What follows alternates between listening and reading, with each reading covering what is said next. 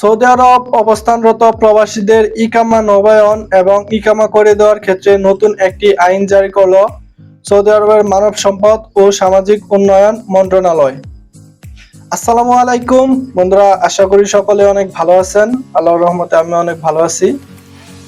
সবাইকে আমন্ত্রণ জানাচ্ছি আমার এই চ্যানেলের নতুন আরো একটি ভিডিওতে।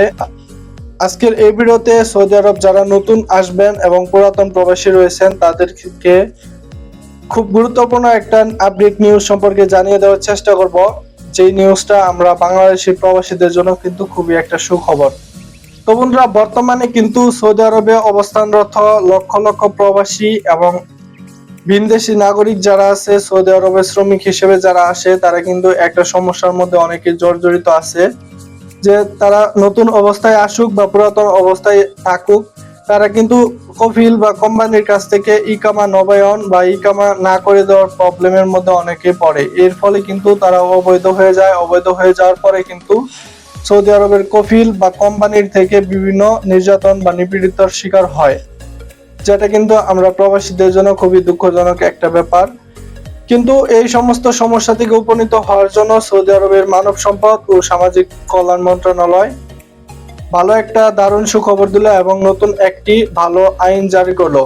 যে আইনে উল্লেখ করা রয়েছে যে সৌদি আরবের নতুন আসা শ্রমিক অথবা পুরাতন শ্রমিকের সমস্ত ইকামা করে দেওয়া এবং নবায়নের সমস্ত দায়িত্ব কিন্তু সৌদি আরবের কফিল বা কোম্পানি অথবা মালিক পক্ষের উপর বর্তাবে। অর্থাৎ আপনার ইকামা নবায়ন সহ আপনি যদি নতুন অবস্থায় আসেন, তাহলে আপনাকে ইকামা করে দেওয়ার সমস্ত দায়িত্ব কিন্তু সৌদি আরবে আপনি যে কফিলের আন্ডারে অথবা আপনি যে কোম্পানির আন্ডারে কাজ করেন সেই কফিল অথবা কোম্পানির। তো বন্ধুরা, যারা নতুন অবস্থায় সৌদি আরব আসে তাদের কিন্তু 3 মাসের মধ্যে ইকামা করে দেওয়ার দায়িত্ব কিন্তু কফিল অথবা কোম্পানির। যদি তারা 3 মাসের মধ্যে কফিল বা কোম্পানি ইকামা না করে দেয় কোনো অর্থ দাবি করে, অর্থাৎ আপনি নতুন অবস্থায় আসলে আপনার কাছে যদি টাকা চায় বা টাকা দাবি করে তারপরে যদি ইকামা না করে দেয়, তাহলে কিন্তু এরকম প্রমাণ যদি আপনি দিতে পারেন সৌদি আরবের মানব সম্পদ ও সামাজিক কল্যাণ মন্ত্রণালয়ের কাছে, তাহলে কিন্তু আপনার কোম্পানি অথবা কফিলের উপর তারা একটা অ্যাকশন নেবে।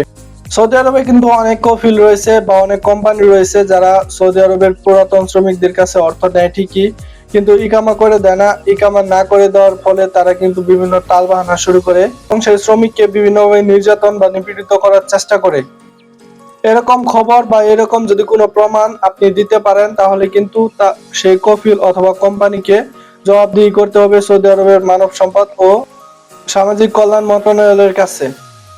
তো পূর্বে বা বর্তমানে যে সমস্ত সৌদি আরব প্রবাসীরা অবৈধ হয়ে যাচ্ছে এই ইকামা না দেওয়ার কারণে, তাদের কিন্তু আর এরকম প্রবলেমের মধ্যে পড়তে হবে না এই আইনটা যখন থেকে কার্যকর করা হবে।